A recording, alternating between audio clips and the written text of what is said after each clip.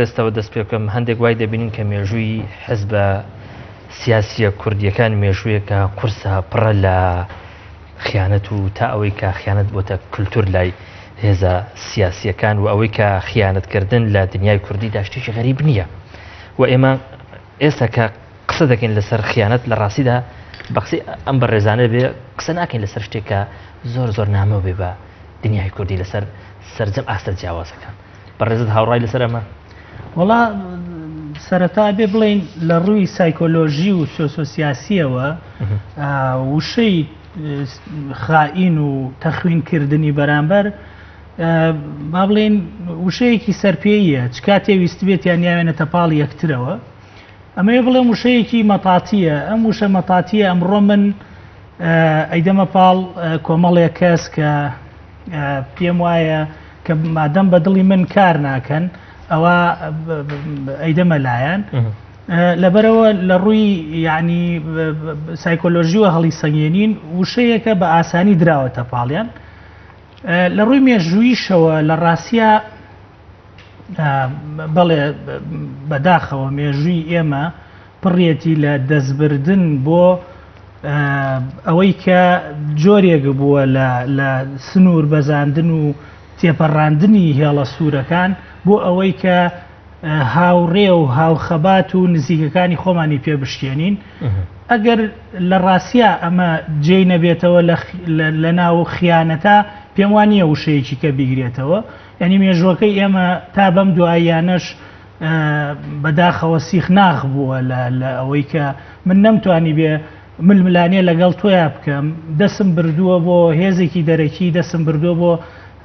هەندێک با بڵێن ئەوەی پێ ئەوترێ یاساغ تا بتوانم تەصفیەی تەنانەت جەسەدی تۆشی پێ بکەم لەبەرەوە بەداخەوە بڵێ ینی مێژووی ئێمە غیاب نییە لەم زۆر چاکە کاک شێروان دەگوترێ ئەوەی کە بابەتی خیانەتکردنی ئاسان کردو لای هێزە کوردیەکان لە ڕاستیدا پەیوەندی بە تاچی کوردی خۆیەوەیە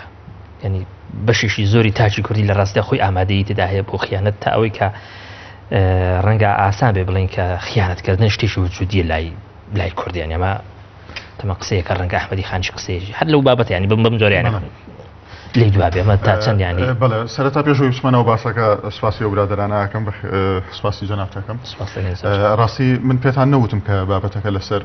مەسەلەی خیانەت و پرسی خیانەتە بەڵکو قسە لەسەر ئەوە کە من پێم وتراکە تەوەری بەرنامەکە لەسەر بۆچی لایەنە کوردیەکان ڕێک ناکەون شتێکی وا بوو وابزانە باسی خیانەت علاکولی وتمان ئاسان یەکتری تۆمەتبار دەکەن بە خیانەت ئێستاش لەبیرم ماوە علاکولی بەس مادام کە قسە لەسەر ئەوەکەینەوە شەر تەوەرێکی باشە بۆ قسەکردن ئێمە لە ئێستاە لە ناکۆکیێکی قوڵی کۆمەڵایەتی سیاسیین لە هەرێمی کوردستان هەموو ناکۆکیێکی سیاسی بۆ خۆی بۆعدێکی کۆمەڵایەتیشی هەیە بۆ خۆی هەرگەمەی سیاسی گەمەیەکی کۆمەڵایەتیە وەکو گەمەیەکە کە کارکتەرە کۆمەڵایەتیەکان بۆچی یعنی تاکی نێو کۆمەلگا وەکو کارکتەرێکی کۆمەڵایەتی وەکو سۆشال بینگێک وەکو بوونەوەرێکی کۆمەڵایەتی ئەنجامی ئەدات لە ژیانی سیاسی خۆیدا طبعاً بەو هۆکارە ئێمە کە باز لە کۆمەلگای کوردیەکەین باز لە تاکی کوردیەکەین بەتەکید ئێمە لەژێر کاریگەری چەند فاکتەرێکی زۆر یعنی مێژووی داین تاکو ئێستا لەژێر کاریگەری چەند فاکتەرێکی با بڵێن ئەوەی کە پێڵێن ناوخۆیش داین هەمویان هۆکارن بۆ خیانەت نەک هەمووی هەم خۆکار بێ بۆ خیانەت بۆ خۆی خیانەتەکە هۆکار چییە هۆکاری خیانەت بۆ خۆی ئەوە بووە کە ئێمە بە درێژایی مێژوو لە نێو خۆماندا ڕێک نەکەوتوین یعنی نەمانتوانیوە لەو شەوانی پێشتیش لە بەرنمەیەکدا باسم کرد دیدێکی هاوبەشمان بۆ سیاست و بۆ ژیانی سیاسی خۆمان هەبێت ینی بتوانین پاکێجێک بۆ بەڕێوەبردننی ژیانی سیاسی خۆمان ئامادە بکەین کە دەستی هەمومانی تیاابێ و بەبیرکردنەوەی هەمومان ئەم پاکێجە نووسرابێ بۆیە کاتێک کە تۆ ململانەکە بۆ خۆی خیانەتە هێزە کوردیەکان ئەوەندەی خیانەت لەلایەن ئاسان بووە ئەوەندە گەیشتن بە ئەو فاکتەرانەی کە وا دەکات بێکەوە بژین بێکەوە هەڵبکەن پێکەوە چزانم ینی فۆرمەڵەی هەندێک بکەن ینی ئەخر فاکتەری مێژووی زۆر دەوری هەیە لەمەیە بەڕاستی وەگوتم ئێمە بە درێژایی مێژوو هیچ کاتێک یەکترمان نەبینیوە وەکو هاوبەشێکی سیاسی هیچ کاتێک یەکترمان نەبینیوە وەکو ئەوەی کە دوو ڕکابەری سیاسی بین لە گەمەیەکی سیاسیدا و یاسای ناو ئەو گەمە سیاسیەش هەریەکەمان بە ئارەزوی خۆمان یاسای گەمە سیاسەکەمان دیاری کردو بۆیە بۆعدێکی کۆمەڵایەتی هەیە طبعاً لایەنێکی کۆمەڵایەتی هەیە کە پەیوەندی بەوە هەیە ئێمە بە درێژایی مێژووی خۆمان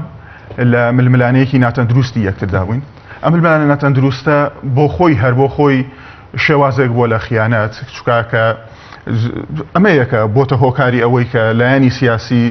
پەنا بۆ هێزی دەرەکی بەرێ لایەنی سیاسی پەنا بۆ ڕێگای ناتەندروست و ناشەرعی بەرێ لە ململانی سیاسیدا پەنا بۆ یەکتر شکاندن و بۆ ئیهانەکردنی یەکتر و بۆ تەخوینکردن و بۆ تەشهیرکردنی یەکتر بەرن زۆر باشە طبعاً ئەمە وەگوتم بۆعدێکی کۆمەڵایەتی هەیە بۆعدێکی مێژوویشی هەیە کە بە درێژایی مێژوو ئێمە لەم گەمە زۆر باش سیاسیە ناتەندروست زۆر باش ئەگەر هەولێر ئامادە بێ کاک پێشڕەو بۆچی هێزە سیاسە کوردیەکان تا ئێرەش تا ئێساش ینی ئاسان یەکتر وەکو هاوبەشی سیاسی نابینن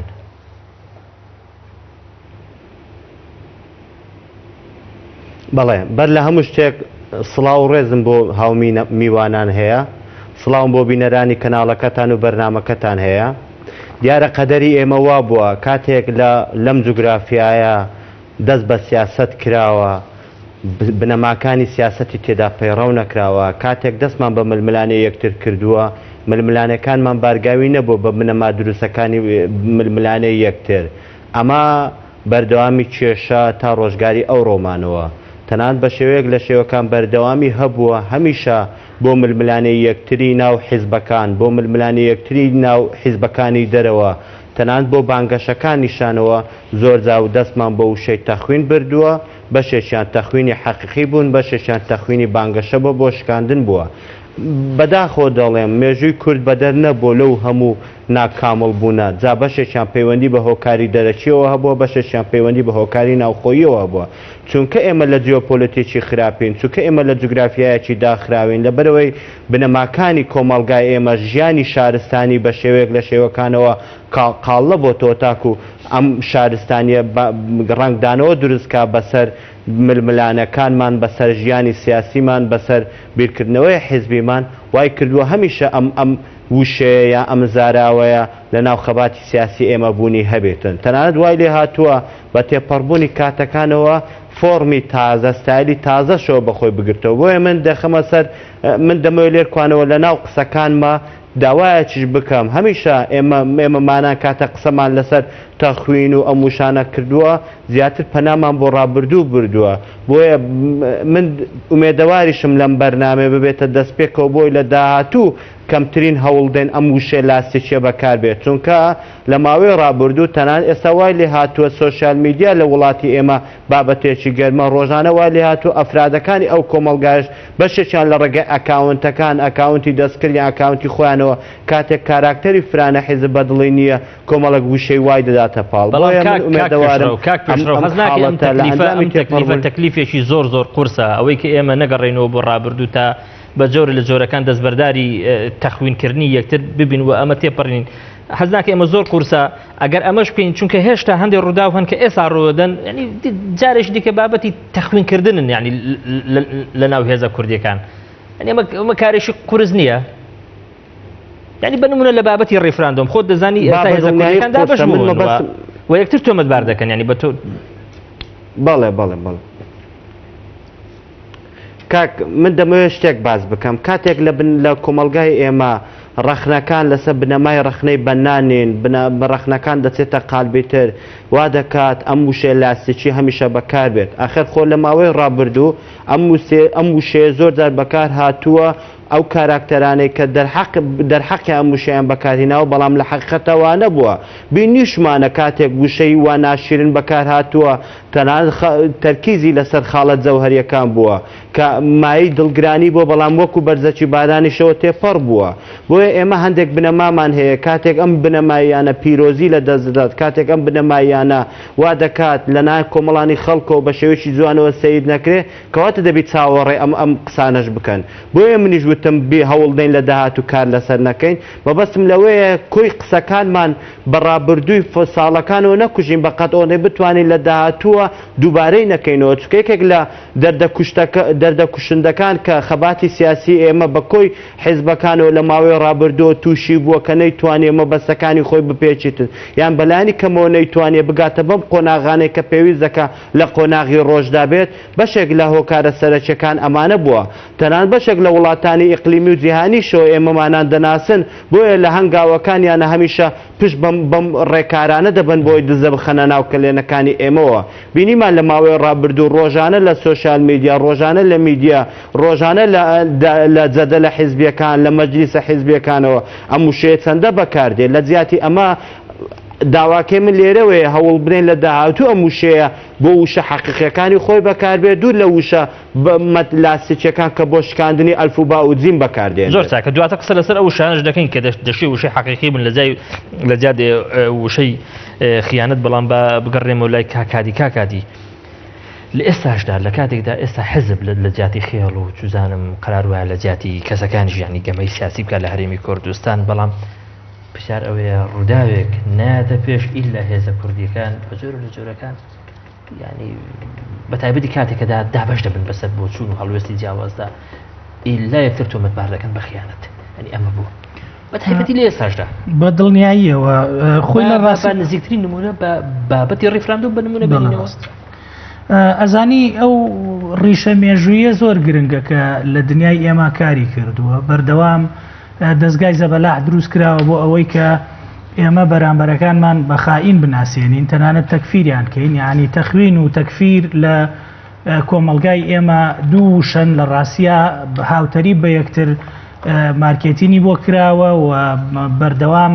جۆرێک لە دەستگا خراوەتە خزمەتیانەوە یعنی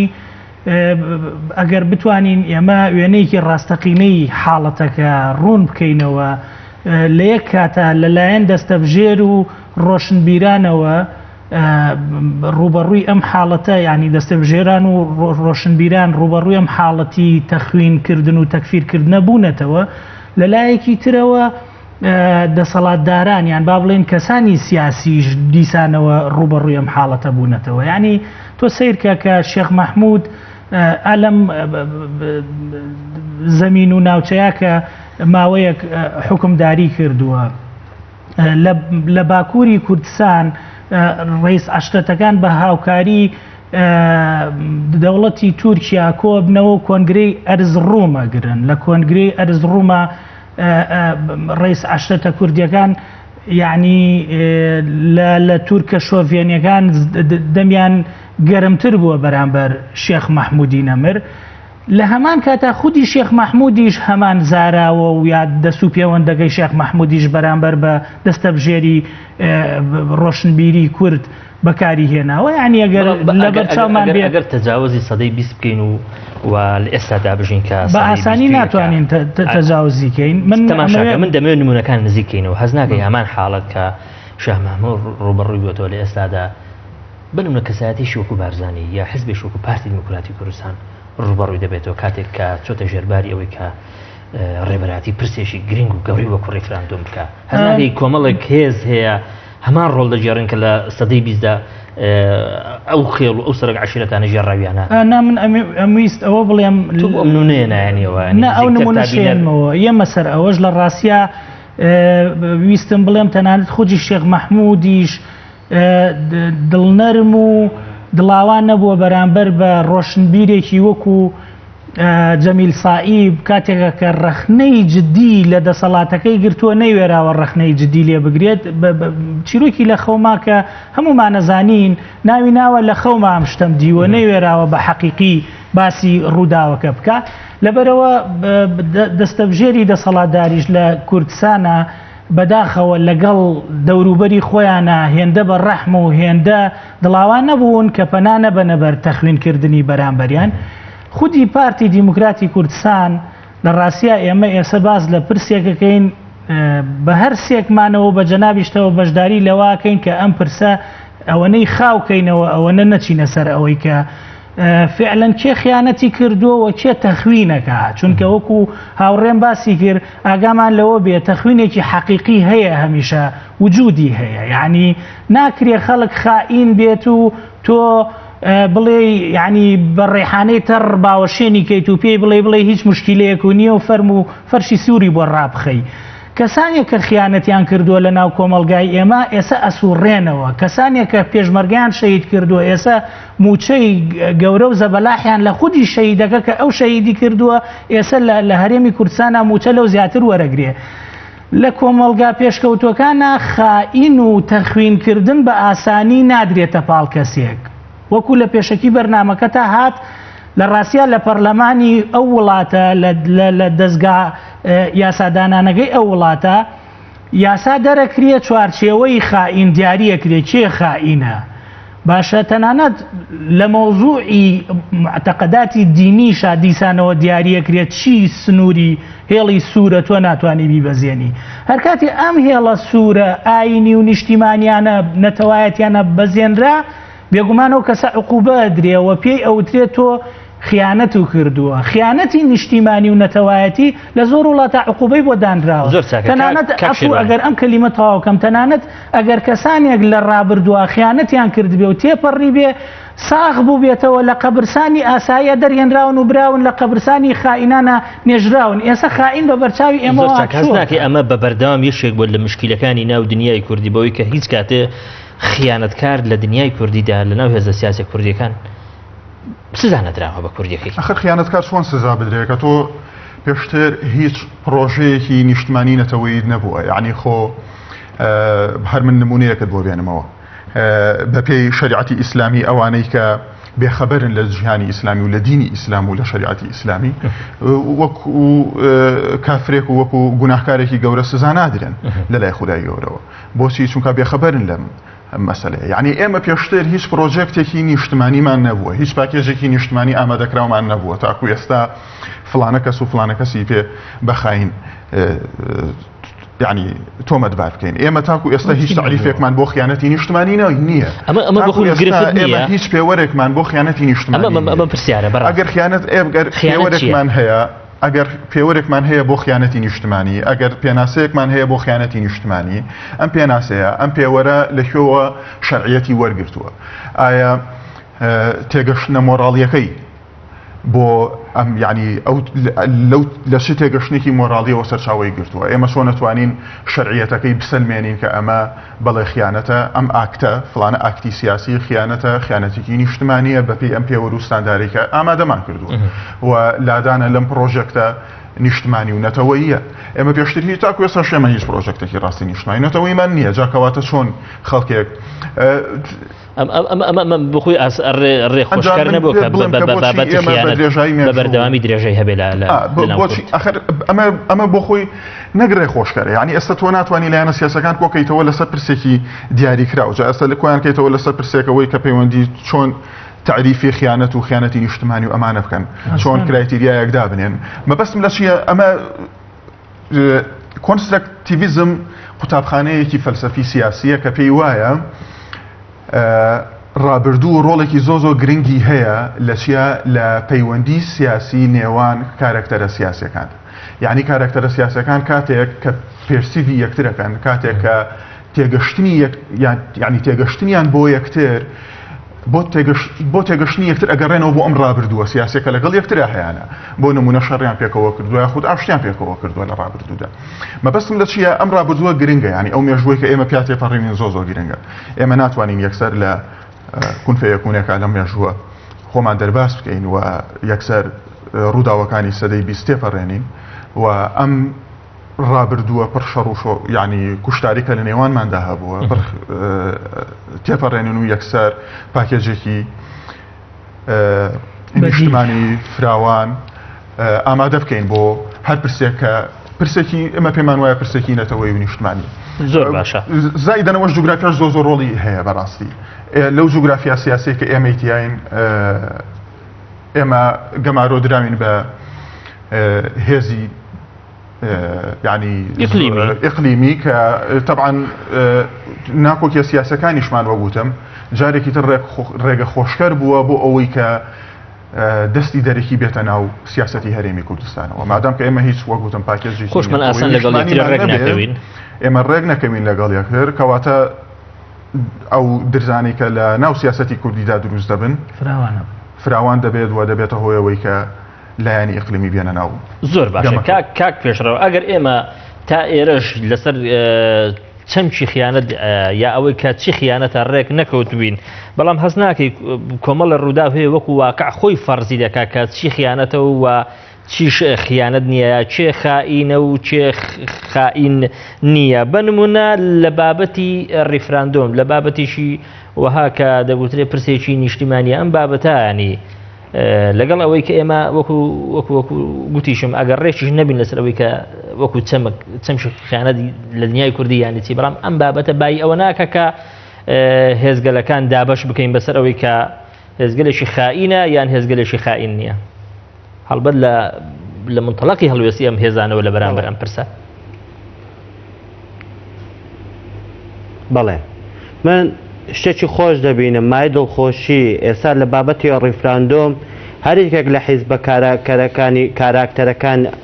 کاراکتەرەکانی ناو حیزبەکان لە گۆڕەپانی سیاسی کووردە تەنات بەوانەی کە ڕەخنەی جددیشیان هەیە دژی ڕیفراندۆم نین ئەمە مایە دڵخۆشیە دەکرێت جۆرێک لە جۆرەکان ئاراستەوە بکرێت بە دیوە ئیجابیەکەی ئاخر خۆ وەرە سەیری ڕابردوو بکە جۆرێک لە جۆرەکان لە ئێستایە کۆچی زیاترە لە بابەتێکی کە نیشتیمانی کە پەیوەندی بە ڕەهەندی نیشتیمانی بەرفراوانەوەی وەکوی ڕیفراندۆم ئەو کۆدەنجە دروست دەبیتن ئاخر خۆ بە نمونە بزوتنەوەی گۆڕان و کۆمەڵی ئیسلامیشە بەشدارنین لە کۆبنەوەی دانانی کاتی ڕیفراندۆمەکە خۆ دژایەتیان نەکردووە تەنانەت جۆرێک لە جۆرەکان دەیانەوێ خزمەت بەم پرۆسەیە بکەن تاکو لە ڕێگایەکی یاساییەوە دروست بێ بە هەمان شێوە ئەمانە ئیجابی چاکن دەکرێت هەوڵ بدەین نمونە حاڵەتە نمونەیەکانی دووبارەی تێدا نەبێتەوە کە لە ماوەی ڕابردوو کوشتەین ئێمە کوشتەی دەستی ئەم نەخۆشیانەی کاتێک ململانەیەکات گەیشتۆتە حاڵەتی دوژمنداری من دەمەوێت قسەیەک بکەم بەداخەوە لە ئێستاش ئەم نسبەیە دەبینم حیزبەکان لە گۆڕەپانی سیاسی کووردا لە ماوەی ڕابردوو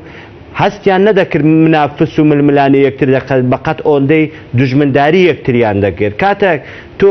ئەحساسی دوژمنداری زەق دەکەیەوە لە جیاتی ململانێ هەمیشە ئەم تەخوینانە ئاسان دەبوو بەڵام ئێستا خەریکەوەی من دەیبین و دەیخوێنمەوە کە بەش بە حاڵی خۆمایە ئومێدیشە حیزبەکان دەیانەوێت جۆرێک ململانێ بکەن لە پاڵەوەی نسبەیەکیژمایە ئەم ململانەیە ڕێگا ڕاستەکەیە چونکە ئەشێت تۆ لە ململانەیە کە دۆڕاوبی لە هەوڵ بدەی لە ململانەی دووەمە براوەبی وەکوی لە وڵاتە پێشکەوتەکانی دنیا دەبینی بەڵام ئەوە دوژمنداریە ڕێگا بەوە نادە پرۆسەکان سەرکەوتوو بێت ئەم گەشتبینەی بەڕێزت ینی جۆرێک لە مبالغەی تێدا خۆت دەزانی من جارشکە بە حکمی ئەوەی کە وەکو نمونە و عینە نزیکترین نمونەیە کە بابەتی ڕیفراندۆم بە نمونە دێنمەوە هێزگەلێک هەیە ئەم بابەتە کە پارتی دیموکراتی کوردستان لانی کەم ڕێبەراتی دەکات لە ئێستادا پێی وایە ینی ئەمە ئەجەندەی تورکیە و خیانەتێکە پارتی چۆتە ژێرباری لەم لاوە بە پارتی دیموکراتی کوردستان هەڵوێستی دیارە لە بەرامبەر ئەو هێزانی کە بە وجهان نەزەری ئەو دژایەتی ڕیفراندۆم دەکەن و بە خیانەتکار یعنی دوازە ڕۆسفیان دەکات بەڕێزم من بە بۆتی ڕوون بکەمەوە کە مبالغە ناکەم لە قسەکانیان زیادە ڕۆی ناکەم لە قسەکانەوە بەو نمونانەی خوارەوە کە ئێستا باسی لێوە دەکەم ئەگەر ئەم حاڵەتەی لە بابەتی ڕیفراندۆم ئێعلان کرا لە ماوەی ڕابردوو بایە پێویستی بە دروستکردنی کۆبوونەوەی 16 حیزبی نەدەکرد تەنان لە بابەتێکی دانیشتنی حیزبیەوە ئەنجامی دەدا ئەوە مای گەشتبینیە کە دەکرێت ئێمە قسەی لەسەر بکەین نمونەیەکی باش من کادیری یەکێتی نیشتیمانی کوردستانم یەکێتی نیشتیمانی کوردستان لە دەستپێکە لەگەر پرۆسەکەیە بەڵام بە مەرج کامە مەرجێک ئەمە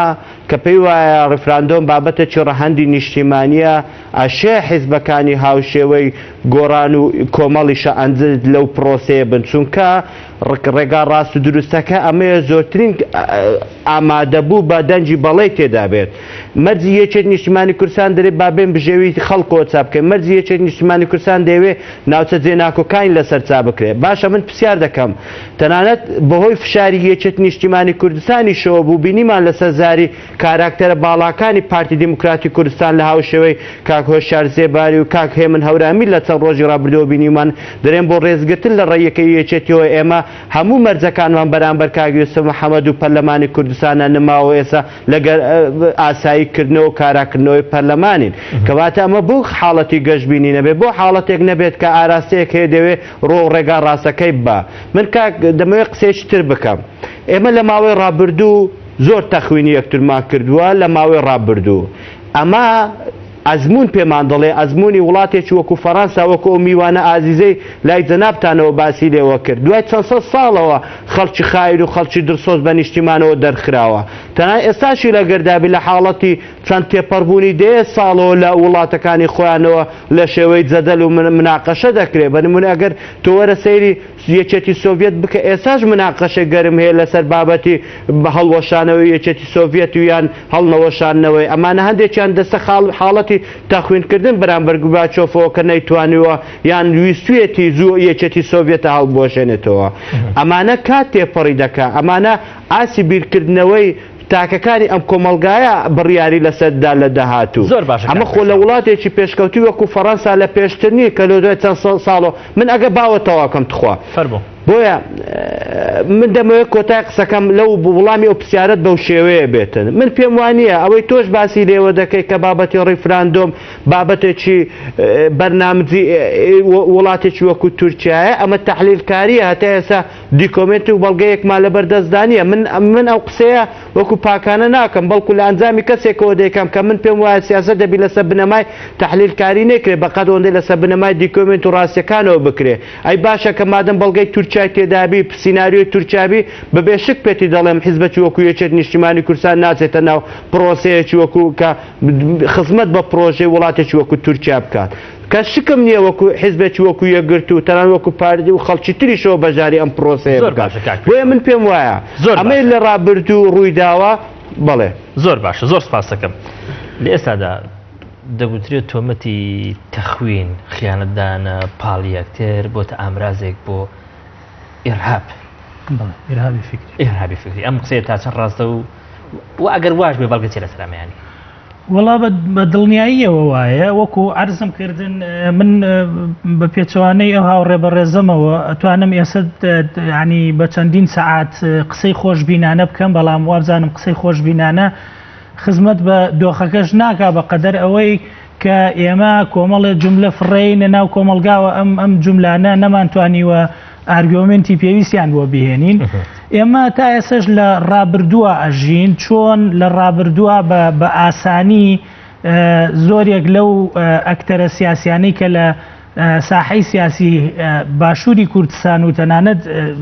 کۆی کوردستانی شاهەبوون بە ئاسانی توانیویانە بەرامبەرەکانیان تەخوین و بەخائین بناسیێنن ئێمە تا ئێسش لەو ڕووداوە ناژین پەیوەست بە باسی ڕیفراندۆم لە ڕاستیە تا ئێسش زۆرێک لە حیزبە سیاسیەکان ناتوانن بە ژێرەی پێویست قسە لەم بابەتا بکەن ئەویش دیسانەوە لەو تەخوینە سیاسیە ترسن دیسانەوە لە چاواشەکاری سیاسیە ترسن لە ناو کۆمەڵگەکە دژبەوان بکرێ ئەگەرنا ناکرێت کەسێک کە ماوەی سەرۆکایەتی تەواو بووە و بەعکسەوە هێزە سیاسیەکانی کۆ کردوتەوە یعنی وەکو شخصێک کۆی کردوونەتەوە ئەم هێزە سیاسیانە بەر لەوەی کە هەر ڕایەکیان دابێ ئەو خۆی دیاری کردووە چ کاتێکە هێزەکانی تریشواڵێن دیموکراتی کوردستان ئەم قسەیە بێگومان ئێمە هێزی سیاسیمان هەیە و لە ڕاستیە هێزی وابەستەشمان هەیە بەرپرسێکی پارتی ڕایگەیان کە بڕیار لە هەمبەر ڕیفراندۆم و دیاریکردنی کاتی ڕیفراندۆم بڕیاری 16 حیزبە و بەتەنیا بڕیاری پارتی دیموکراتیە کەس ئەم قسەی ڕەت نەکردەوە بەڕێز نەخۆی ئەو 16 حیزبە کە ئەو یەکێتی نیشتیمانی کوردستان و پارتی دیموکراتی کوردستان و یەکگرتووی ئیسلامی لێ دەرکە کە من تێبینیشم لە سەرچوونی یەکێتی نیشتیمانی و یەکگرتووی ئیسلامی شەیە بۆ ناو ئەو پرۆسەیە نەخێر ئەوە من ئەمەوێ مشارەکە بکەم لە تەخفیفکردنی ئەو چەمکە نەک ئەوەی خۆم بمەوێ خەڵک تەخوینکەم لە ڕاستیە هەرچەند تەخوینێکی حەقیقی هەیە ئاگامان لەوە بێ ینی چی پێم بڵێ بەڕێز یعنی سیرکە خیانەتێکەیە بۆ نمونە دوای 8 ساڵ لە ئەنفال و کیمیاباران هێنانی دەبابە بۆ سەر پەرلەمانی کوردستان و بۆ سەر هەولێری پایتەخت ئەگەر لە چوارچێوەی خیانەتا جێی نەبێتەوە بێگومان لە هیچ قاموسێکی ترا ناتوانین بۆی بگەڕێن و ئەبێ هەر بە خیانەت ناوی بەرین. جاویستم شتێک بڵێم لەسەر مۆزوعی ڕیفراندۆم. لەسەر مۆزوعی ڕیفراندۆم ئەو هێزەکانی تر هەمویان کۆکەرەوە بەقەدەر ینی حەزمێکی ئەوتۆیان نییە و کێشەی من لە گەورە لە چەندێتیان نییە بەقەدەر ئەوەی کە تەنانەت چۆنیەتی سیاسەتکردنیشیان وابەستەی حیزبەکانن و یا حیزبێکی دیاری کراون بۆیە ژمارە لای من گرنگ نییە بەقەدەر ئەوەی کە کۆی کۆمەلگا بە ڕوونی دیارە. یەکێتی نیشتیمانی کوردستان بەڕێز نەجمەدین کەریم ڕۆشتووە لەگەڵ بەڕێز بەرزانیە، یان یەکێتی نیشتیمانی کوردستان ئەڵێ ئەوە بە ناوی ئێمەوە نەچووەکو پارێزگاری کەرکووک چووە. عەجەبە ئەم پرسە گرنگە یان احترامی زۆر تایبەتم بۆ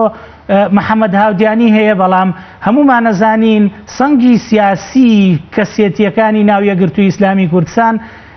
کامەی کاریگەری هەیە کە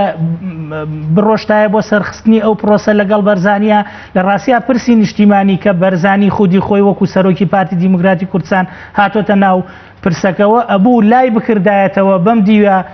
ینی سکرتێر و ڕێخەر و ئەمیندار و ئەمیر و یعنی ئەمەی هێزەکانی تر لەگەڵیا هاو ئاهەنگ بوونایە و لە ڕووی ئەم بەڕێزانی تر هاو ئاهەنگ نەبن هەماهەنگ نەبن لەگەڵی. جاویستمەوە بڵێم لە ڕووی ڕسوماتیشەوە نەخێر خیانەت نییە. ئاگامان لەوە بێ مەوزوعی ڕیفراندۆم مەوزوعێکی زۆر ئاسایی و ڕۆتیناتە لە جیهانە و بە تایبەتی وڵاتانی دیموکراسی بە ئاسانی دەستی بۆ بن بە ئاسانی یعنی ڕێ بە هەردوو ئۆپشنەکە شەدرێ هەر لە ئێسەوە مارکتین بۆ ئەوە کرێ ئەو کەسانەی کە نەخێر بکەن پێویستە دەرکرێن، پێویستە یعنی شار بەدەر و وڵات بەدەریان بکرێ پێ بکرێت لە کاتێکا وڵاتێکی وەکو ئوسترالیا هەمومان نەزانین کە تا ئێسش تابعی بەریتانیایە بۆ خۆیان چەندین جار ڕیفراندۆمەکان ڕێژەکە هەرگیز ناگاتە لە 145 بە بەڵێ زۆر تەبیعی ژوەریە گرن. لەبەرەوە ئێمە باسەکەش ئەوە نییە منافسەکانی ئێمە لە عێراقی عەرەبیا کێیە چەند ترسناگن ئەم بابەتە ناکرێت ڕۆژێک مالیکی کوڕی باش بێت و فەرشی سووری بۆ ڕابخەین و هێزی عێراقی کۆکەینەوە بیهێنین بمانەوێ حکوومەت تەشکیلکە بەیانی دووبیانی کێشەیەکی سیاسی شخصیمان هەیە لەگەڵیا تەخوینی کەین و هەر کەسێکیش مەرحەبایی بکە تەخوینی کەین بۆ دوو بەیانی خۆت دیسانەوە قافڵە ڕێک خەیت و بڕۆیتەوە بۆ لای مالیکی. یعنی ئەم جۆرە لە یاریکردن ڕۆژێک شەیتانە و ڕۆژێک ڕەحمانە ناکرێت. زۆر باشە پێویست بەوە ناکەن ئەم ئیزدیواجیەتە کۆتایی پێبێ کۆتایی پێهێنانی ئەم ئیزدیواجیەتە لە شێوازی مامەڵەکردن لە هەمبەر پرسەکان حەز ناکەی بۆ خۆی خاڵی وەرچەرخان دەبێت بۆ ئەوەی هێزە کوردیەکان بەیەکەوە جارێش کە بەڕاستی کۆ ببنەوە لە جیاتەوە یەکتری تەخوین بکەین. ئێستا پارتی دیموکراتی کوردستان پرسیارەکەم با بڕوونی بکەم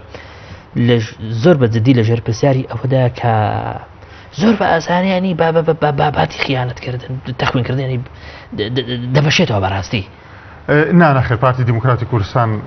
تۆمەتی خیانەتی نەبەخشیوەتەوە پەیجێکە چوزارم کادرێکی پارتی لێرە و لەوێ قسەیەکەسی باڵا هەیە ڕۆژێکردنی خەڵک دەکا. با من ئەوەت پێ بڵم سیاسەتی پارتی ڕوونە لەسەر مەسەلەی پرسی ڕیفراندۆم لەسەر مەسەلەی مامەڵەکردن لەگەڵ عێراق. ئێمە بە ئیزدیواجێت مامەڵەمان لەگەڵ حکوومەتی عێراق نەکردووە بە درێژایی مێژوو استراتیژێکی ڕوون و ئاشکرامان هەبووە بە درێژایی 70 ساڵی تەمەنی پارتی بۆ مامەڵەکردنی لەگەڵ بەغداد. ئێمە سنتەری استراتیژەکە بیری لەو یعنی ئەوە بووە کە دیموکراسیت بۆ عێراق و ئۆتۆنۆمی بۆ هەرێمی کوردستان لە قۆناغێکدا سنتەری استراتیژەکە گۆڕاوە دروشمی استراتیژەکە بۆ قۆناغێکی تر بۆ مەسەلەی دیموکراسیت بۆ عێراق و ڕیفراندۆم بۆ هەرێمی کوردستان یعفو فیدراڵیەت بۆ یعنی چەسپاندنی سیستەمی فیدراڵی لە عێراقدا و ئێستاش پارتی دروشمی خۆی لە کۆنگرێسی 11ەوە گۆڕیوە بۆ مەسەلەی مافی چارەی خۆنووسین و مەسەلەی مافی یعنی دیاریکردنی ئەوەی کە با بڵین هاوڵاتیانی هەرێمی کوردستان بتوانن خۆیان مافی چارەنووسی خۆیان دیاری بکەن. ئێمە لە خۆناخێکدا کە مالیکی یاخود هەر حکوومەتێکی تر لە بەغداد سوزارم سەرۆک وەزیرانە بە شێوەیەک مامەڵە لەگەڵ هەرێمی کوردستان دەکات بەڵام لە تاکو ئەو کاتێک کە ئێمە لە عێراق بین تاکو ئێستاش کە ئێمە لە چوارچێوەی دەوڵەتی عێراق داین سەرۆک وەزیران ئەگەر ئێمەش وەکو پارتی دیموکراتی کوردستان ڕخنەمان لی هەیە قسەمان لە سەرەتی بەڵام سەرۆک وەزیرانی دەوڵەتی عێراقە یعنی خۆ ئێمە ناکرێت کە هات بۆ هەولێر پێشوازی لێنەکەن یاخود ناکرێت ئەخەر یارمەتی بە نانە مەسەلە تەخمینکردن نییە نانە مەسەلە تەخمینکردن نییە مەسەڵ دیفاع لە وشکا و شارسێباریەکەن بمێنێتەوە بەڵام بۆ ینی هەر پەرلەمانتارێکی دەرەوەی پارتی تعامل لەگەڵ ئەوانە بکا پێ با من پێت بڵم نەخێر ئێمە کەسمان بە خیانەتکار ئەزانی سەرەتا پێم وتی کە ئێمە تێگەشتێکی هاوبەشمان نییە بۆ مەسەلەی خیانەت چییە تێگەی ئەگەر سیوەکی ئاب خیانەت بوو بێ 66 خیانەت بووە ئەی چۆن 66 خیانەت بووە ئێستا ئێمە باسی ناکەین بۆچی باسی سیوەکی ئابەکەین یعنی مەبەستم چییە ئێمە ئەگەر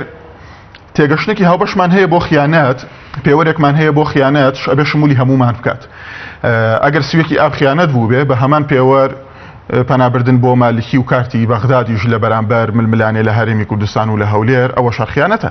یعنی مەبەستم چییە ئێمە با نەکەوینە ئەوەی بۆ نمونە بزوتنەوەی گۆڕان چی کردووە بۆ نمونە بزوتنەوەی گۆڕان پێتەڵێم بەنابراوە بۆ شارزێباری تێپەڕێنرێ لەوەی کە دەرنەکرێت لەسەر دزی بەنابراوە بۆی ئێمە چیمان شارزێباری من یەک پۆینت بام تەنها یەک شەرعیەتی هەبووە ئەوی شەرعیەتی دژایەتیکردنی پارتی ئەگەنای شەرعیەتی تری نەبووە یعنی من لەگەڵ دوێ شەو برادێک هۆشیار عەبدوڵڵا کە پەرلەمانتاری بزوتنەوەی گۆڕان لە NRT مقابلەی بوو باسی پێشتی ژووتارێکی نووسی بوو لەسەر ڕیفراندۆم کە چۆنە کێشە خزمەتی تورکیا و چۆنە چێتە خزمەتی ئەو ئێستا خۆشت باسی ئەوەت کرد کە بەڵام مشکلەی پێشکەشکاری بەرنامەی ئێمە ئەوەیە کە پرسیار لەسەر چۆن ناکات بۆ نمونە کاتێک هۆشیار عەبدوڵڵا پێمان ئەڵێ ڕیفراندەم خزمەت بە بەرژەوەندیەکانی تورکیاکە ئەمە گەمەیەکی تورکیایە لە هەرێمی کوردستاندا کەس لێی ناپرسێ ئەرێ چۆن و ئەویش باسی ناکات ئەنیا با بڵێن دروشمەکە فڕیاتانی مەبەستم چییە ئەگەر ئێمە لێ بپرسین چۆن ئەو دەمی تەتەڵا کاشکا بۆ خۆشی نازانێت چۆن لە ڕاستیە لە ڕاستە هیچ شتێکی وانە یعنی چۆن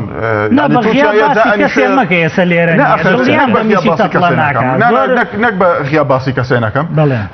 من باسی خیتابێکی سیاسیەکەم کە ئێمە هەڵمان کە یعنی ئۆپۆزیسیۆنی پارتی بەداخەوە هەڵی گرتووە لە ماوەی 50 ساڵی ڕابردوودا یعنی خیانەت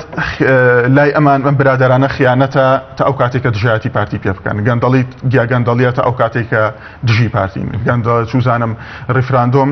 دژی ڕیفراندۆمن بۆچی چکا دژی پارتین دژی دەوڵەتی کوردین بۆچی چکا دژی پارتین یعنی لە دەرەوەی ئارگومنتی پارتی بخوان ئارگومنتی خۆیان دەوڵەتی کوردی دو ساڵە پارتی باسیەکە لە دەرەوەی ئەگەر یارمەتی بی من پێم وتی پێشتر استراتیژی پارتی ڕوون و ئاشکرایە یعنی استراتیژی پارتی قۆناغ بە قۆناغ بووە لە هەر قۆناغێکی سیاسیدا مامەڵە لەگەڵ ئەم قۆناغە سیاسیەکە یعنی ناکرێ من لە 61 بێم بڵێم بەڵێ بۆ دەوڵەتی کوردی کە خەڵکی ئێمە لە سایە هەفتای نەخوێنەوە ئێستاش ئەمە یاری نییە ئەگەر یاریشە ئەگەر تۆ پێت وایە یاریە مەبدەئیەن هەمومان لەگەڵ پرسی ڕیفراندۆمین و پرسی ڕیفراندۆم پرسیاری ڕیفراندۆم مەبدەئیەن هەمومان لەگەڵ دەوڵەتی کوردیین و پرسیاری ڕیفراندۆم پرسیارە لە مەسەلەی مەبدەئیەکە ئەزانی پرسیاری ڕیفراندۆم پرسیارە لە مەسەلە مەبدەئیەکە ئێمە پرسیاری ڕیفراندۆم پرسیارە لە مەسەلە مەبدەئیەکە پرسیار نییە لەسەر میکانیزمی گەشتن بە دەوڵەتە کوردی خەتەرەکە لێرە من پێت بڵێم لێرەوە دوازارێ بە شەرعیەت دەدەین بە تەخوینکردنی یەکتر مادە بەستە سەر بابەتی مەبدە یعنی ڕیفراندۆم بۆ مەبدە بێ دەوڵەت مەبدە من ئەڵێم پرسیاری ڕیفراندۆمەکە پرسیارێک یعنی پرسیارێکی مەبدەئیە پرسیاری ڕیفراندۆمەکە کە تۆ ئایا لەگەڵ دەوڵەتی کوردیە لەگەڵ جیابوونەوەی لە حکوومەتی عێراقی یاخود لەگەڵمانەوەی لە بەنظری بەڕێزت ینی پرسیاری ڕیفراندۆمەکە ئەمە بەنظری بەڕێزت ینی من ئەم پرسیارە ئەوەی نەخێرە مەبدەئیەن نای هەبێ بۆ ئەم پرسیارە ئەگەر مەبدەئیە نایهەیە بۆ ئەم پرسیارە ناخاین نییە بەڵام بە ئێمە دیالۆگێ بکەین کاکە با لە مەسەلی خیانەت و خیانەتکاریە بینە دەرەوە باشە بە ئێمە دیالۆگێ بکەین کێ ئەڵێمانەوە لەگەڵ دەوڵەتی عێراقا باشترێک چۆیسێکی باشترە ئۆپشنێکی باشترە خیارێکی باشترە لە بەردەست ئێمەیەوەی لەوەی کە بین بە دەوڵەتی کوردی ئەخەر یارمەتیم بە ئەخەر یارمەتی بە پێم بڵێ لەبەر ئەم هۆکارانە من پێم باشترە کە ئێمە لە چوارچەوەی دەوڵەتی عێراقا بمێنینەوە نەک پێم بڵێ وەڵا ئەمە چێتە خزمەتی تورکیاوە وەڵا ئەمە خزمەت بە پرۆژەی پارتیەکە وەڵا ئەمە خزمەتە بۆ بارزانی ئەمە یارمەتی بارزانیە بۆ لە پێناومانەوەی لە پۆستەکەیە یعنی پێم بڵێ ئەمانە پێم بڵێ ئەگەر تۆ لەگەڵمانەوەی لە حکومەتی عێراقا فەرموو لەبەر ئەم هۆکارانە من لەگەڵمانەوەم لە حکومەتی عێراقا ئەگەر منیش پێ دەڵێم کە چۆن لەگەڵ دەوڵەتی کوردیام و لەبەر ئەم هۆکارانە لەگەڵ دەوڵەتی کوردیام دیالۆگ بەم شێوەیە ئەکرێت ناکرێت کاتی خۆت دەوڵامی بدەوە بەڕێ یعنی ئێمە دوو خیارمان هەیە لە ڕێفراندەمەکە نانەخێر ئێمە دوو خیارمان هەیە لە ڕێفراندەمەکە واز لە خیانەت بێنە ئەمە لێرە نیم بۆی کەس تەخمین کەم و لەگەڵ هیچ تەخمینکردنێکی شانیم هەر ڕێفراندەمەکە بۆ خۆی پرسیارێکی ڕوون و ئاشکرایتیایە و دوو خیاریشی یاوی تێ بەڵێ و نەخێر یعنی چۆن ئەم ڕێفراندەمە من ئێستا بێم تۆ تەخمین کەم بەوەی کە بە نەخێر دەنگەیە ئەی بۆچی شانسێکم ناویتەکە بە نەخێر دەنگەی نەخێر من لەگەڵ ئەمانیم و بە هیچ شێوەیەک بەڵام یعنی وەرە قەناعەت بە من بکە کە بمێنینەوە لە چوارچەوەی دەوڵەتی عێراقا باشترە بۆچی چکە دوو خیارمان هەیە لەم ڕێفراندۆمەیە یەکێکیان ژیابوونەوە لە دەوڵەتی عێراق یەکێکیان ژیابوونەوە لە دەوڵەتی عێراق یەکێکیانمانەوە لە دەوڵەتی عێراق کاک شێروان دەگوترێ لای هێزە کوردیەکان هەوڵدان و ئیشکردن لەسەر ئەوەی کە تۆ قەنەعەتیان پێ بهێنی کارێکی ئەستەمە چونکە هێزە کوردیەکان بەشی زۆریان خاوەنی قەراری مسبقن ڕەنگە هەندێکیان لە هەندێک شوێنی شێوە یعنی قەرارەکەیان بۆ درابێت من نازانم لە شوێنە شوێنەوە یاخود بەڵام قەراری مسبقەیە بەتاکید وەک پێشتر پێم وتی درزی نێوان لایەنە سیاسیەکان وا فراوان بووە کە مەجالی کردوێتەوە بۆ دەستی دەرەکیش لەناو لە پەیوەندیەکانی هێوان ئەم لایەنە سیاسیانەیە باشە بەڵام ویستم باسی ئەوە بکەم کە ئێمە بە شێوەیەکی گشتی ئەبێت دیالۆگێکی فراوانکەین لەسەر ئەم مەسەلە ئەگەر ئەمانەوێت بەڕاستی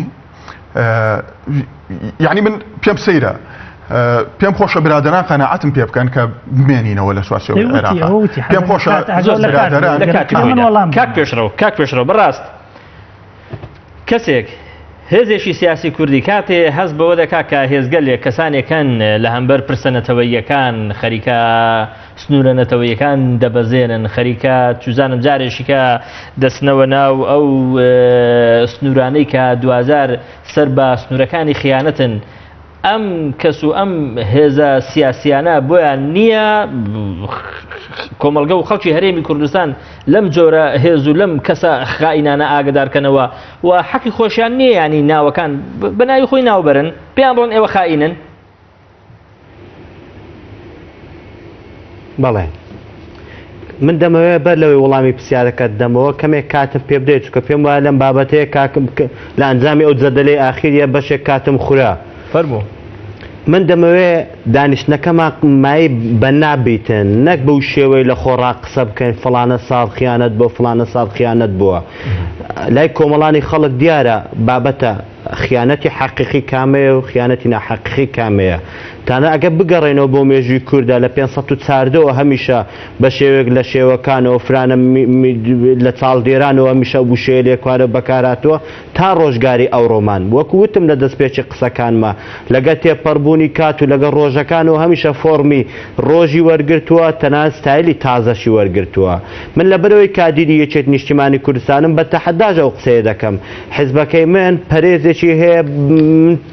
پێم وایە لە هەمووان پاکترە بۆچی پاکترە هاوکاری ئێمە بۆ کوردانی ڕۆژهەڵات هاوکاری ئێمە بۆ کوردانی باکوور هاوکاری ئێمە بۆ کوردانی ڕۆژئاوا تەنانەت شەیدی ئێمە لە ڕۆکوردستانی ڕۆژهەڵات لە سەرەتای هەشتاکان و هەشتا و سێوانە شەیدی ئێمە لە باکووری کوردستان بەتایبەت لە ئاخری هەفتاکان شەیدی ئێمە لە کوردستانی ڕۆژئاوا لە ماوەی ڕابردوو تەنانەت سپۆنسەری ئاخریش کە بە جێرەی قسەی کاک ساڵح موسلیمە کە سپۆنسەری نەکەوت شەڕی دانانی هاوکاری لۆجستیکی بووین بۆ نەکەوتنی کۆبانی و ئەم بابەتانەوە کاک پێشڕەو بەڵام دەگوترێت لە ناوەخۆدا کێشەی یەکێتی بەڕاستی ئەوەیە کە لە ناو دوو قەوزدا پەرێزێکی پاکی نییە ڕاستە لە دەرەوەی هەرێمی کوردستان شەڕی کردووە بۆ کوردانی پارچەکانی دیکەی کوردستان بەڵام لە ناوەخۆی هەرێمی کوردستان لەگەڵ هەموو هێزەکان شەڕی کردووە ئەوە یەک دوو حتا لەوەی کە پەیوەندی بە شێوازی سیاسەتکردنیشەوە هەیە شێوازی سیاسەتکردنی یەکێتی بە تایبەتی لە هەمبەر ڕێکەوتن لەگەڵ هێزەکان ئێستا لەژێر پرسیاردایە بەڕێزم ڕێکەوتنی هەیە لەگەڵ گۆڕان دوای ماوەیەک ئەم ڕێکەوتنە کەس نازانێت چی لێدە لەگەڵ پارتی بە هەمان شێوە ئەم بەڕێزە لەم شەوانە لە بەرنامەیە خۆی هەرچەند وەکو ڕەئی شەخسی خۆی گوتی متمانم بە یەکێتی نییە وابوان قلت وەکو ڕەئی شەخسی خۆ من متمانم نییە بەڵێ یەکێتی نیشتیمانی کوردستان بەڵێ کاکە بهێڵی با نورێ منە با من قسەکانم بکەم پێویست ناکە لە زیاتی منەوە قسە بکاتن بەڵێ یەکێتی نیشتیمانی کوردستان تووشی حاڵەتی ئەحراجی بووە کاتێک لەلایەن بەشێک لە حیزبەکانەوە حیزب ئامراز نییە ئامانجا ئاخر ئەوەی ماوەی ڕابردووی یەکێت نیشتیمانی کوردستان ئەنجامی نەدابایە پرۆسەی سیاسی لە هەرێمی کوردستان لە ئەنجامی ململانەی پەینی پارتی دیموکرات و کوردستان و بچنەوەی گۆڕانە تەراجعی زۆری دەکرد ئەخاوەی ئێستاش یەکێتی نیشتیمانی کوردستان ئەنجامی دەدا ئەنجامی نەدا بە نمونە بێ فشار لەسەر پارتی بکە بۆ ئەوی بێ پرۆسەی ڕیفراندۆمە بەبێ گۆڕان و کۆمەڵان ئەنجام نادرێت پرۆسەی ڕیفراندۆم بڕهاندێکی نیشتیمانی هەیە بە ڕێگایە یاساییەکان و بەکارکردنەوەی پەرلەمانە ئەنجام نادرێ بە دڵنیایی بەو شێوێ نابوو کاتێک یەکێتی نیشتیمانی کوردستان ئەم کارانە دەکا بە دڵنیایی بەدیدی هەندێک خەڵکەوە جۆرێک لە جۆرەکە ناوی لێ دەنێن دووفاقی ناوی لێ دەنێن سێفاقی بە دڵنیاییەوە ئەگە دووفاقیەکە لە پێناو پاراستنی ئەزمونونەکان بی دووفاقیەکە لە پێناو پاراستیان دروست نەکردنەوەی دوو ئیدارەیی بی ئەگە دووفاقیەکە لە پێناو کاڵکردنەوەی جیاوازیەکان بی ئەگە دووفاقیەکە لە پێناو ناوبژیوانی بێ لە بێناو دروستکردنی داهاتوو بۆ شکاندنی تعتیلی پەرلەمان بێ دووفاقیەکە بۆ کاراکردنەوە ئاساییکردنەوەی پەرلەمان بێ کە دووفاقیەکە بۆ دروستکردنەوەی حکومەت بێ بۆ بە سەروەرکردنی یاسابی من وەکو کادیرێکی یەکێتی نیشتیمانی کوردستانەوە بە دەنگەکی زوڵاڵەوە هاوار دەکەم دێم شانازی بۆ دووفاقیە دەکەم ئاخر خۆ ئەمەیە کێشەی ئێمە کاتێک بابەتەکەی دەسان بابەتەوە قسەی تێدا دەکەی کە بەردەوام پاساویان هێناوەتەوە بۆ ئەو کارانەی جارێش کە دەڵێم لە ناو دوو کاوانەدا چزانم وەکو با بڵین لەژێر پرسیاردایە بەڕێزم هەر شتێک کە تۆ هەر هێزێکی پێ تۆمەتبار دەکەی وەکو چۆن ئێستا بەڕێزت پاساوی بۆ دەهێنیوە بیان و دەهێنیوە ئەم هێزش بە هەمان شێوە خاوەنی کۆمەڵە پاسا و بیانی خۆیەتی کاکە برا من ئەو قسەی دەهێنم بۆ قسە ناکەم کە کادیرێکێتی نیشتیمانی کوردستانم دێم پاڵپشتی قسەکانم بە نمونەیەکی حیزبەکانی بەرامبەرمەوە دێنم بە نمونە بینیمان لە ماوەی ڕابردوو کاتێک بەڕێزان ئەندامانی مەکتەبی سیاسی پارتی لە شێوەی ئەندامی سەرکرداتی لە شێوەی کاک هێمن هەورامی قسەی کردوتی ئێمە لە ژێر فشاری یەکێتی نیشتیمانی کوردستان واز لە مەرجەکانی خۆمان دەین بۆ کاراکردنەوە ئاساییکردنەوەی پەرلەمان ئێدە باشە بۆ ئەمە دەستکەوت نەبێت کاتێک یەکێتی نیشتیمانی کوردستانەوە هەمیشە دەرێ ڕیفراندۆم بەبێ بوونی پەرلەمانەوە نابی من بنەمایەکی یاساییم هەیە لە بەرەوەی دەرچووی قانونم نابتخوا لێ بگەڕێ با من تەواوی بکەم بۆ ئەمە کاتێک لە کۆبنەوەی دووەمی ڕیفراندۆمە کاتێک وشار زێباریەوە بەڕێز وشار زێباریەوە بە دەمی میدیاکانەوە بە دەنگێکی زوڵاڵەوە دەرێ یەکێتی نیشتیمانی کوردستان ئەوەی ئێمە ناسیمانە بە مافی چاری خۆنووسین بۆ ئێستاشەوە هاوکارە ئێوە خۆ قسێک ئەندامی مەکتەبی سیاسی یەکێتی نین ئاخر خۆ ناوی لێ دەنێن دووفاقیەوە باوجم لێشتەوە باوجم لێشتەوە بەڵێ دەگەڕێم وەلا دواتن ئینشاڵڵا هەوڵ دەدەم فەرموو هەبوو لە سەرقسەکانی ویستمەوە بڵێم پرسیارەکەی چەند جارێ دووبارە کردەوە ئایا مانەوە نەمانەوەمان لە چوارچێوەی عێراقا ینی ئارگومنتەکان چین بۆ ئێمە لە عێراقا بمێنینەوە و داوای سربەخۆیی نەکەین نەزانی کەسمان نابین بە محامی ئەو عێراقی کە ئازارمان بەدەستیوە چەشتووە و ناڕەحات بووین و خاڵەکان ڕیز ناکەین چاکەکانی عێراق لە مایەکە با ئێمە ڕێفراندۆم ناڕاستە و تۆ محەمەتی ناکەی بۆ نەخێر ئەمەوێ بڵێم هەمیشە دوو جێگا سەرنجی تۆ ڕاکێشن بێگومان ئەوەیان کە بە تایبەتی خیاری ڕیفراندۆم خیارێکە کرێ ئێستا نەبێ ئەکرێ 2 ساڵیکە بێ ئەکرێ هەمومان لەسەری کۆک بین بۆ ئەوەی چتەوقیتێکی زۆر باش هەڵبژێرین ئامادەکاری بکەین بۆ ئەو ئۆپشنی بەڵێیەی کە لە ناو فۆرم و پسوڵەی ڕیفراندۆمەکای خەینە بەردەم خەڵکی کوردستانەوە ساڵی 2005 ئێمە بزودنەوەی ڕیفراندۆم زۆربەی ئەوانەی کە ئێستا نەخێرەکەن بۆ ڕیفراندۆم و جۆرێک لە ڕیکلامی بۆکەن خۆیان لە ناو بزوتنەوەی ڕیفراندۆما بوون داوای ئەوەیان نەکرد کە ئێمە بچینە ناو سەر بەخۆیەوە. نەخێر ویستم شتێک بڵێم. ئەو کات دەسەڵاتدارانی هەرێمی کوردستان نەتیجەی ئەم ڕیفراندۆمەیان بردەوە بۆ بەغاو جۆرێک لە سەودا و مامەڵەیان پێوە کرد. وا بۆ 12 ساڵ بێگومان هەر بۆ ئەوەیە نەکترسم هەیە بێگومانم لەوە منیش حەقی تەخوینم نییە ئەمەوێ بڵێم تا ئێستا لە هەرێمی کوردستانە کاکە ئاسایشی خۆراکێکێکە لە پایە گرنگەکانی هەموو دەوڵەتێک تا ئێستا بازرگانە عەرەبەکان بە پاڵپشتی ئەم بازرگانە سیاسیانە یەن لە کەلار و لە جێگاکانە گەنمی ئێرە ئەبەن و ئەیبەنەوە بۆ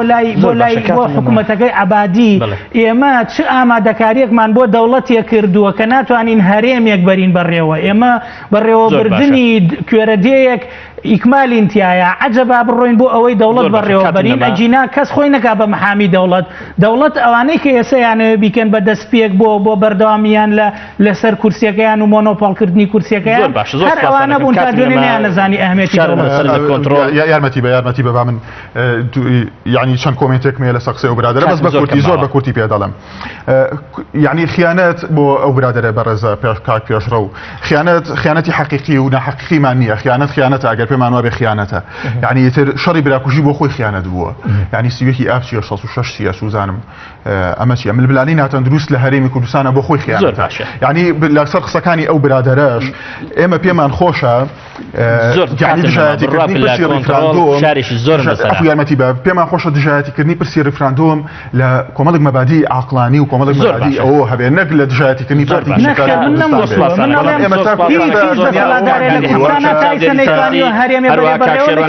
کادری پێشکەوتی پارتی دیموکراتی کوردستان لە سۆدەی هەولێریش زۆر کاک شۆڕژ من جوملەکەم ماوە تۆشەکەم بەڕێزم کاک شۆڕژ یەک جوملەم ماوە ئەگەر یەک جوملەم ماوە سپاس بۆ ئێش بینەرانی بەڕێز سپاسان دەکەم خواتان لەگەڵ بێ.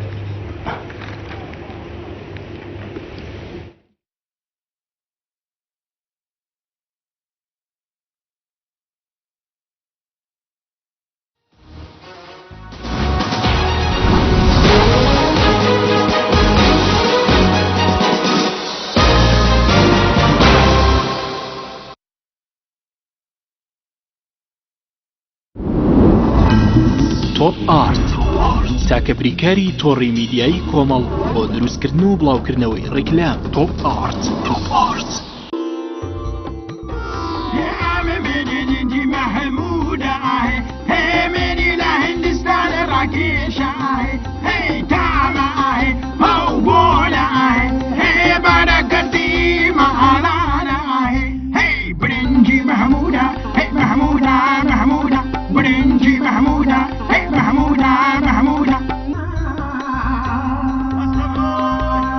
قوربانی ئەو دەنگەبم هاوڕێکەم هاوڕێی هەندی داوەتی منی بۆ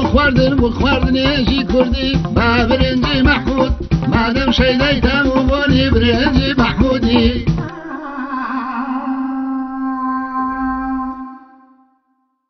ئەگەر ژاوەژاوی دەرەوە بێزاری کردویت ئەوە دەرگاکەت بگۆڕە. دەرگای کەیدۆر بۆ ماڵەکەت هەڵبژێرە. دەرگای PVC کەیدۆر سێ ڕەنگی جیاوازی هەیە کە لەگەڵ دیکۆراتی ماڵەکەت دەتوانی بە ئارەزوی خۆت بیگونجێنی. هەروەها چەندەها نەخشی جۆراوجۆر و سەرنج ڕاکێشی هەیە. دەرگای کەیدۆر دەتوانرێت بە ئاسانی پاک بکرێتەوە و بشۆرێت. هەروەها دەرگای کەیدۆر دەبڵجامە و بە تەواوەتی ڕێگری دەکات لە هاتنە ژوورەوەی ساردی و گەرمی و دەنگەدەنگ بۆ ناو ماڵەکەت. دەرگای کەیدۆر 10 ساڵ زمانی لەگەڵدایە. دەرگای کەیدۆر کوالیتی و جوانی پێکەوە لە یەک دەرگادا. پێویستمان بە وەکیل هەیە لە هەموو شارەکانی عێراق. نوێترین ئۆفەر لە کۆمپانیای ئەسێەوە. ئێستا مۆبایلی زیرەکی ئەسێ Q5S 4G LTE کە بە فینگرپرینت کار دەکات بە قستی مانگانەی تەنها 59,000 پێشەکی و مانگی تەنها 14,000 دینار. نوێترین مۆبایلی زیرەک و پێشکەوت و بە نزمترین نرخ بۆ